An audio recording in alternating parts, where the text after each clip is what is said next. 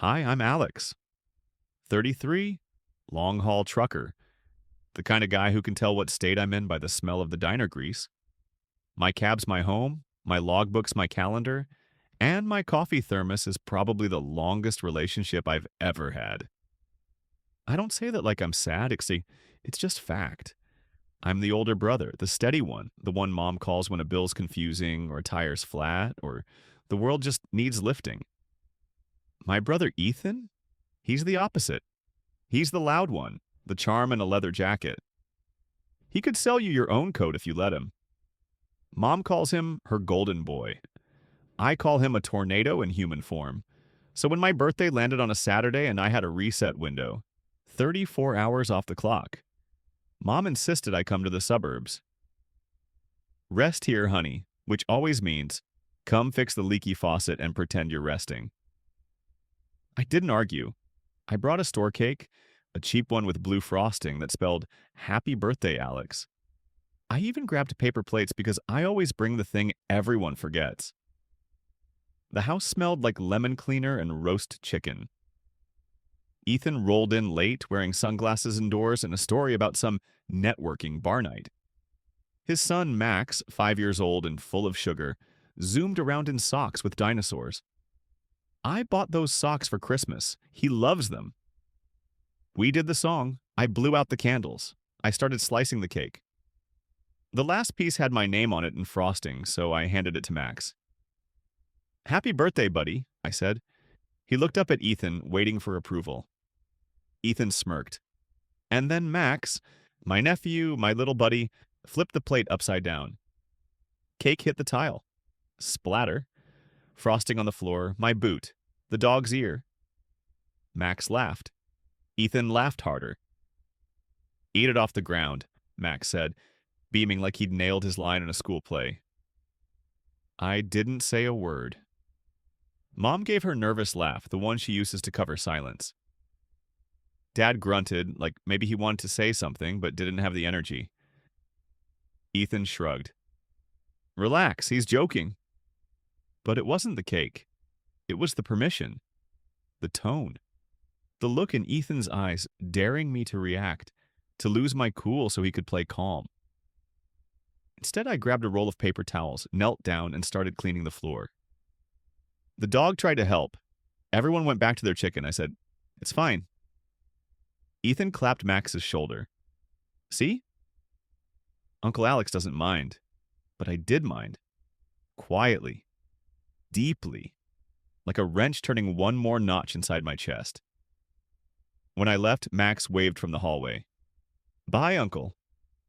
His eyes looked sorry, like he didn't understand what he'd done. He's 5.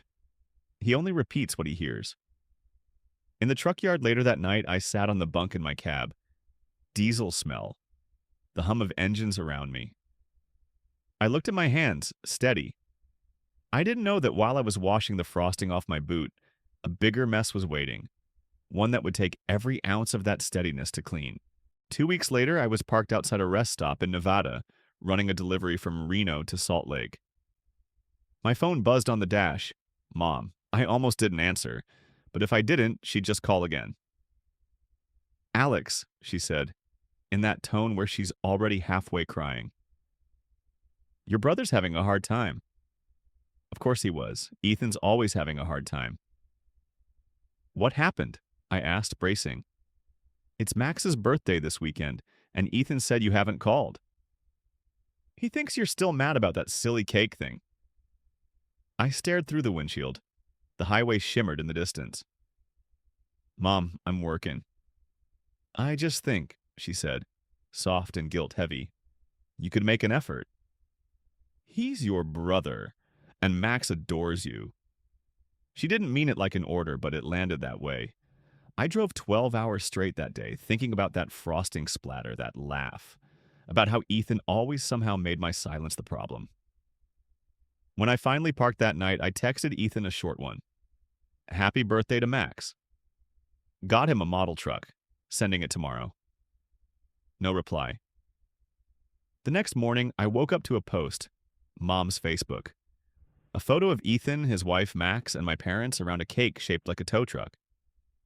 Caption: So proud of our little man and his amazing dad. Family is everything. The family that wasn't in the picture, me. That stung, but I let it go, or I thought I did. 2 weeks later, Mom called again. Alex, honey, your brother's having money troubles.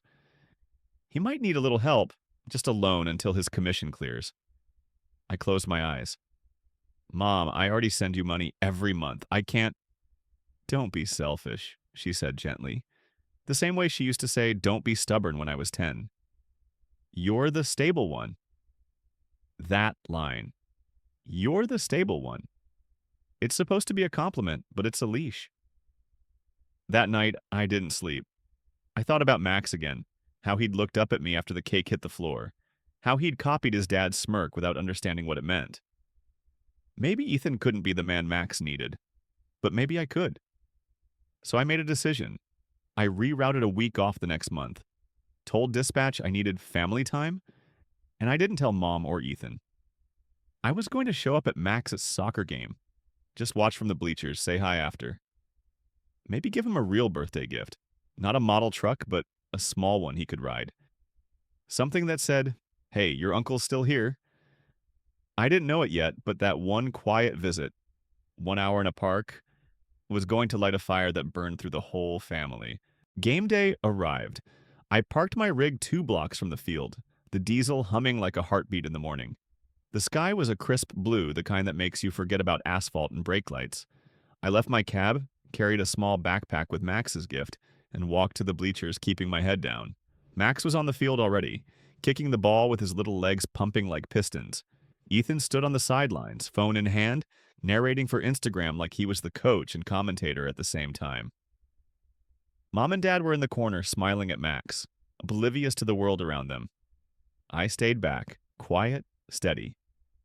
I could see the exact moment they noticed me. Max's eyes went wide, a mix of surprise and confusion. Ethan froze mid-story, the phone lowering slowly. Mom blinked. Dad's jaw clenched. I didn't wave. I didn't call out. I just sat on the metal bleacher, shoulder pressed to shoulder with strangers, feeling like I was the ghost in a room full of performers. Max ran over during halftime. Uncle Alex! He shouted, and for a second the air between us shifted, light, almost fragile. I handed him the backpack. Happy birthday, buddy. He yanked out the gift, a little pedal-powered truck, red and shiny. His face lit up like I'd handed him the moon. Ethan stepped forward. Oh, look, buddy, it's from all of us. He laughed, a little too loud, but Max didn't notice. He was busy testing pedals. I knelt beside him. Go on. Take it for a spin, Max pedaled around the field, squealing, and I noticed it. For the first time in years, Ethan looked small, not physically, just outmaneuvered. Max didn't care about his theatrics. He only cared about the uncle who showed up. Ethan's smile faltered. He tried to crack a joke, something about stealing the spotlight again, but the words sounded thin. Mom nudged him, trying to smooth it. Dad stayed quiet, watching Max pedal in wide circles. I stayed for the whole game, mostly silent, mostly unnoticed. Until the final whistle. Max ran into my arms, breathless and happy. Thanks, Uncle Alex. Ethan took a step back, the energy in his chest deflating. He looked at Mom, then Dad, then at me. For the first time, the line between the golden boy and the quiet one wasn't just a script anymore. He knew he'd lost control of the story, and Max had seen it. Later, as I stood to leave, Ethan tried his usual tactic. Charm, guilt, performance. You didn't have to come, he said. I shook my head. I came because it mattered to Max. Not you, not Mom, not Dad. Him. The silence that followed was heavy. Mom's lips pressed together. Dad's hand trembled slightly on the bleacher rail. Ethan's eyes flicked toward Max, who was too busy zooming around on his truck to notice the tension. And in that pause, I felt it. The tipping point. Years of silent sacrifices, of paying for his mistakes, of being invisible while he danced in the spotlight. It had all led here. Max's laughter carried across the field like a bell, and I realized No one could undo that moment. Not with texts, not with complaints, not with guilt. My name was mine again. My life was mine. That evening, as I walked back to my rig, the cab smelled like diesel and the faint hint of pine from the air freshener. I felt lighter, steady, free. 3 days later, the phone call started. First Mom, then Dad, then Ethan. None of them left voicemails, just a stream of missed calls that filled my lock screen like static. I didn't answer. I figured they were embarrassed, maybe ready to bury the awkwardness under some half apology. But then came the text from Mom. Ethan's very upset. He says you tried to make him look bad in front of his son. We need to talk. I stared at it for a long time, thumb hovering over reply, then set the phone face down on the dash. I knew that pattern, the emotional round robin where Ethan cried victim and I got cast as the villain. I wasn't playing it this time. By that evening, though, I made the mistake of opening Facebook. There it was again. A new post. This one from Ethan's wife. A photo of Max's red pedal truck tipped over in the grass. Caption. Some people just don't know boundaries. Max already had plenty of toys, but thank you anyway for the gesture. The comments were worse. Family friends chiming in about how uncles shouldn't interfere, how some people can't stand not being the center of attention. The truck I'd picked out with so much care had turned into a symbol of humiliation. For him. I didn't comment. I didn't message. But I did take a screenshot. The next morning, Mom called again, her voice soft but sharp. You hurt your brother's feelings, Alex. You should apologize. For what? I asked. For undermining him as a father. You know he's sensitive about that. Maybe he should be sensitive, I said. He humiliated me at my own kid's birthday, Mom. That was years ago, she said quickly. You can't keep living in the past. I laughed, bitter. You mean the part where he smashed a cake in my son's face and you called it a joke? Silence. Then the old sigh, the one that means you're making things difficult again. Alex, you're the reasonable one, she said. Please call him. And this I hung up instead. But it didn't end. That week, Ethan sent a text, a single line that hit like a punch. If you ever show up at one of Max's games again, we'll call security. That was when I realized this wasn't just sibling rivalry anymore. This was a war. One he'd started, but one I'd finally stopped running from. And wars have a way of dragging everyone into the smoke. By the weekend, the tension had spread through the whole family like a slow leak in a tire. Cousins called, asking what had happened. Aunt Carol texted, pleading for peace. Mom sent links about healing families and forgiving siblings. Ethan, of course, was sending voice memos, alternating between fake charm and thinly veiled threats. I ignored all of it. I spent that weekend parked by the Columbia River, coffee in hand, letting the wind push the tension out of my chest. The cab smelled like pine and old leather. My notebook lay open with new entries. Tires, fuel, minor repairs. Nothing urgent, nothing emotional. Then Dad called, a number I didn't recognize. He was quiet, voice low. Alex, I get why you're doing this. I do, just don't burn the bridge entirely. Your mom, she's hurting. He'll manage, but... He trailed off. Don't worry about me, I said. I'm managing fine. There was a pause then. Good. That's all I wanted to hear. I hung up and felt a weird sense of relief. Not joy, not triumph, just clean air. The group chat was still buzzing. Ethan posted a screenshot of Max riding his red pedal truck, captioned with an angry shrug emoji. Mom liked it. Ethan's wife tagged relatives. See how Alex keeps interfering? I left it. I didn't answer. But then on Monday, I got a package at the depot, a small brown box addressed to me. I opened it on a lunch break. Inside were 3 things: a note in Max's handwriting, a pair of dinosaur socks, and a tiny drawing of a truck. The note read simply, I like when you come. Love, Max. My chest tightened. I put the socks in my backpack. The drawing went into my notebook. I didn't reply. I didn't want to. The message was already enough. That night, parked in a rest area outside Cheyenne, I texted my dispatcher. Take me off next weekend's run. I need a break. I felt the old adrenaline, the need to solve, to provide, but I didn't act on it. For the first time in years, I wasn't rescuing someone else. I was letting my own life exist. By Wednesday, Ethan had started missing payments. He forwarded me screenshots like he expected me to panic. I didn't. Carla at the bank confirmed that all the removals were final. The joint cards were closed, lines of credit revoked, loans in his name only. I had washed my hands clean, legally and emotionally. Mom texted again. Are you sure? I typed, I won't carry your debt. I won't carry his. That's the line. She didn't respond. Ethan tried calling. I didn't answer. And in that silence, I realized something profound. The family I had carried for decades, the one I'd kept afloat with money, favors, time, and patience, had no right to demand me anymore. Max was still my family, yes, but the lesson I was teaching him was just as important. Boundaries matter. Actions have consequences. Help isn't a perpetual obligation. For the first time, I could sit back in my cab and drink coffee without an undercurrent of dread. It took months for the smoke to settle. Calls stopped. Group chat notifications went quiet.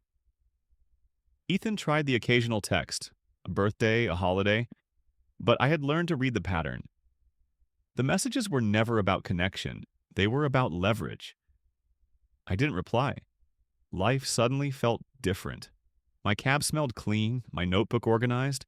I had a gym membership near my apartment and even managed to get a haircut that didn't smell like diesel. On breaks, I'd take walks by lakes, eat meals without a calculator in my head, and for the first time in years, sleep more than 5 hours straight. Max grew. I stayed out of his social media feed and family posts, but I showed up when it mattered, quietly. A soccer game here, a park visit there. No lectures, no interference, just me and him. He learned that his uncle shows up when it counts, not because someone ordered it, not because a debt or obligation dictates it. Ethan still raged in his small corners, but that was no longer my responsibility. I watched him unravel on his own, and Mom and Dad slowly adjusted to the idea that I wasn't their financial lifeline anymore. Dad even started texting occasionally. You good? And I replied honestly, good. No qualifiers, no guilt. Just clean, steady truth. I still drive. Mountains, deserts, rain, snow. The rig hums beneath me like a heartbeat. But now I know what's mine. My name, my money, my time. I don't live in fear of someone else's chaos. I don't fold under unearned expectation. I still wave at kids from the cab, still tip my hat at the diner waitress who calls everyone honey, still keep a notebook full of miles and fuel. But there's a new page at the back. Max's drawings, his socks, small reminders of a life that's not weighed down by other people's debts. Sometimes when the road is quiet and the sun is just cresting over the horizon, I pull my coffee thermos out and sip slow. I think about that cake, the mess on the tile, the look in Max's eyes. I don't taste bitterness anymore. I taste control. I taste freedom. No is a full sentence. Boundaries are not betrayal. Love does not require debt. I taught that to a 5-year-old parrot once. I learned it myself over years of invisible labor, silent sacrifices, and finally saying, enough. This isn't revenge. Nobody went to jail. Nobody went viral. It's the story of a trucker who finally parked the load that wasn't his to carry. It's about choosing clean floors over sticky jokes, showing up when it matters, and letting the echoes of other people's chaos stop with me. My name is Alex. I drive a rig with my hands on the wheel, my life on my terms, and when someone throws cake at me, I don't eat it. I sip coffee. I watch the sunrise, and I keep moving.